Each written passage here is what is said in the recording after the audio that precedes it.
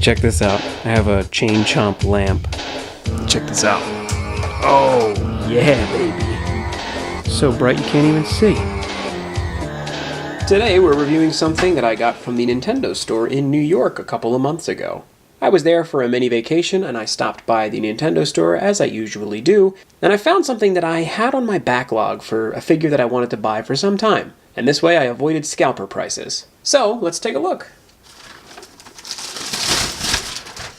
Boom. Here we have the SH Figuarts Bowser figure from the Super Mario series. Let's first take a look at the box. As is usually the case with SH Figuarts, we have a windowed display here where we can see the Bowser figure and all of its accessories in a nice little window. There's even some other stuff if you look through the side, but we can look on the box and see some Goombas, some coins, some bricks, and some tubes and all that. There we have Mario, and there we have them both. Now you'll also notice I left the price tag on. So directly from the Nintendo store, this figure was $59.99, which I think is a pretty fair price for such a large figure. You'd probably get it on eBay for about the same price, and a lot of people are selling these figures used for even cheaper if you do want to pick one up. They are not incredibly rare or in high demand, so if you like Mario and you like Bowser, like I do, then pick it up. Let's crack into the box. Now that we've cracked the box open, we can take a look at Bowser in all of his glory. He's a pretty hefty beast, and as you can see, from something that you couldn't see on the box really, he has a fireball with a jaw that attaches to it. Let's start taking these accessories out one by one. First, we have an open jaw. Second, we have a fireball spewing jaw. Third, we have a pair of open hands. Now for the figure itself.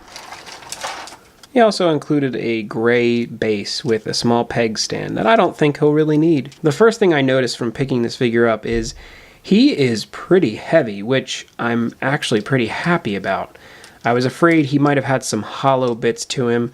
Sometimes SH Figuarts figures are a little cheaper, but it's usually because of how posable they are. Now, with that in mind, this figure doesn't look to be cutting any corners. He had some plastic protecting his joints, and once you take that cellophane out, you are greeted with a monstrous Bowser figure, looking amazing. One thing to note about this figure is the size. At his tallest point, he's only 4¼ inches tall. Though thanks to his wingspan, he's just about 3½ inches wide. And from the top of his head to his tail, he's about 6 inches long. That's of course on a diagonal view though. Let's really get a look at this beast. Up close and personal, you can see that there's some awesome texture in his face, in his shell, and even in his skin. If you can make that out, there is a very slight amount of texture to his legs that give him sort of a scaly feel, which is good because if he were smooth, it just wouldn't look right. If you see it in person, from afar it may look like it's flat, but once you get in there and actually touch him and really look at him in the light, you can tell that he has some texture to him, which is nice because you can see it in the hair as well, and even somewhat in his horns. Oh no, that was just a hairline. Taking a look at this figure is pretty limited because a lot of people have complained about the fact that his posability is not really the best, but let's go over it now. He has what appears to be some ball joints inside of his arm, and that's a bit tight. I don't want to try to pull that out, but let's pull off one of his hands. It was a little tight, but that's probably for the best so that it doesn't just fall off.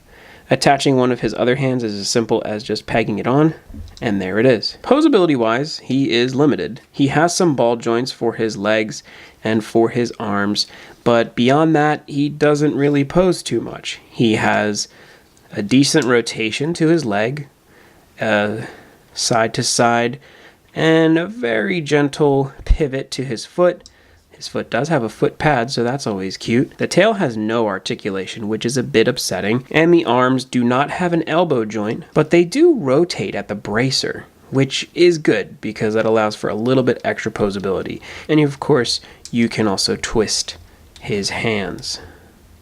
Beyond that, his mouth does not open. Now, his head, you can get some rotation out of it. Oh, wait, you do get some very gentle thrust forward there. So let's take a look. You can see there is a ball joint in there, and I'm assuming he is also connected to a ball joint at the head. Yeah, it's a ball joint. So that allows him to do a bear hug or an I'm gonna get ya. Since his mouth doesn't open, we're going to try on a new piece.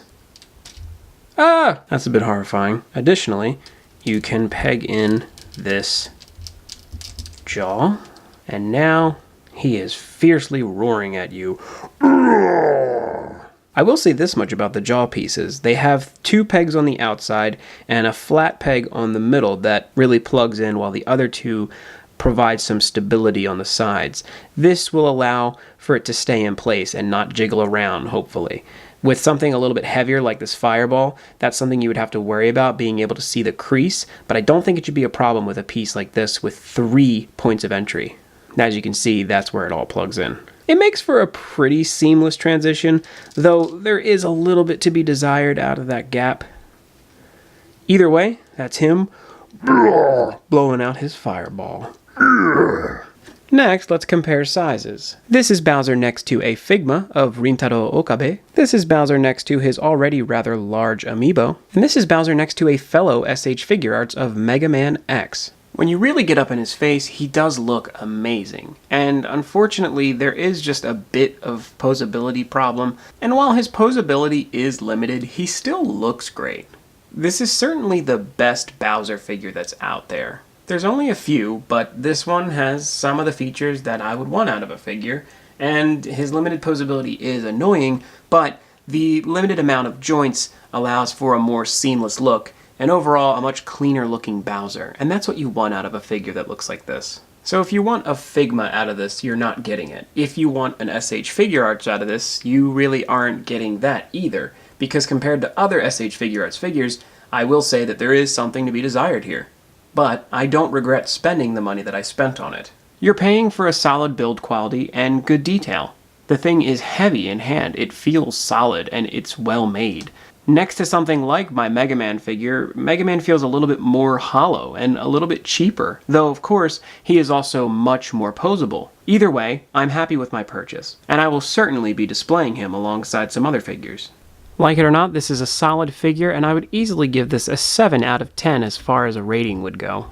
I wish it were just a little bit more posable, but I do understand the limitations they had with such a big bulky character like Bowser. So I'm happy with the way that it turned out, but of course, we can always want more.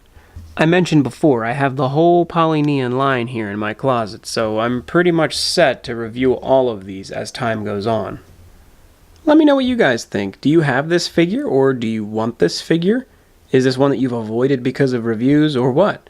Let me know in the bottom in the comments. Or if there's something that you want me to review as far as figures go, let me know.